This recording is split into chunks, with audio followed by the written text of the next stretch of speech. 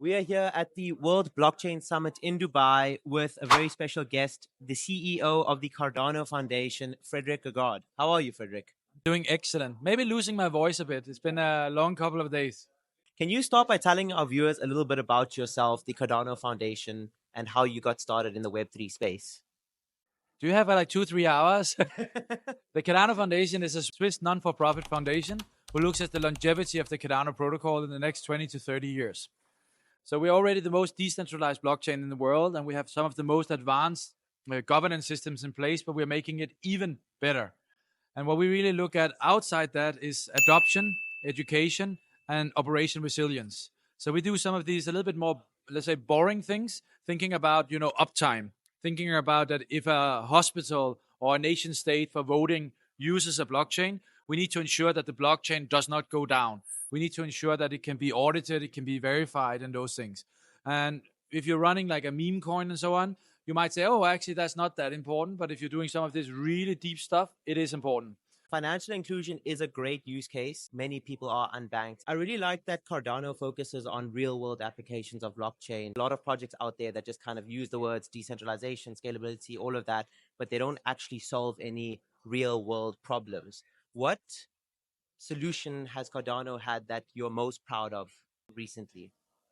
So one of the projects we're doing right now here in Dubai is with the Dubai police, where we are using a light version of zero knowledge proof. So it's basically a one-way hash algorithm to ensure that they can keep privacy data here for ballistic fingerprints and fingerprints, but still have a global matching. That means that they can keep control of their data in a reverse solicitation. So we do these sort of very special things. And, the Dubai police would never choose a blockchain, of course, which doesn't have a very good resilience towards downtime and so on. And we've been up for more than 2,000 days now. And there's really no other infrastructure outside Bitcoin who can show that. This is really important. If you're just a little bit on the, that you want to own your own identity and you want to own your own data, getting this out in the world at large is a huge win for people who believe in blockchain. Another one which I'm really proud of is in Georgia, the country of Georgia. We are just finalizing putting 100,000 bottles of wine from 23 different wineries on the blockchain. Now, every single bottle of wine actually has an identity, which you can follow through the track and trace. Putting all of that data in to the agriculture ministry who runs the magical machine and then says that bottle of wine is coming from that field through that process. And you can track that all around the world on the Cardano blockchain. Supply chain management is such an important topic in the blockchain space. How do you as a Cardano Foundation approach the regulatory side of things? I know that can be very difficult for blockchain projects and companies to have. So we have a very different approach to it. First and foremost, the Cardano Foundation didn't do the issuance of ADA. We don't own the monetary policy. We don't control the blockchain.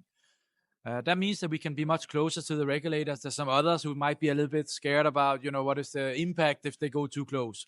So we work very closely with regulators like FINMA, FMA, FCA. We've been part of the MiCA implementation. And we answer public consultations, but we also launched a RegTech tool who actually shows how the incentive structure is on Cardano and made that open source. The idea about that is that if you're launching a token project, what we hear very often is the regulators simply don't understand what the token project is presenting. Well, and then the token project says, well, then read the code. But the regulator is not going to read the code.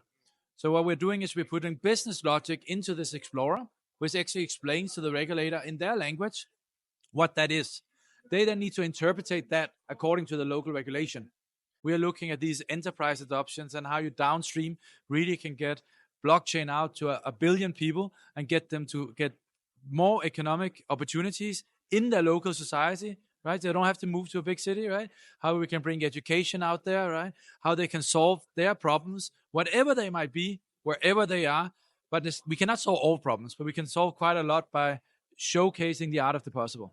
I love that, bringing blockchain to 1 million people and educating people. 1 billion people. Billion people, sorry. And now in terms of your fans, you guys, or supporters, Cardano has the most diehard supporters in the space.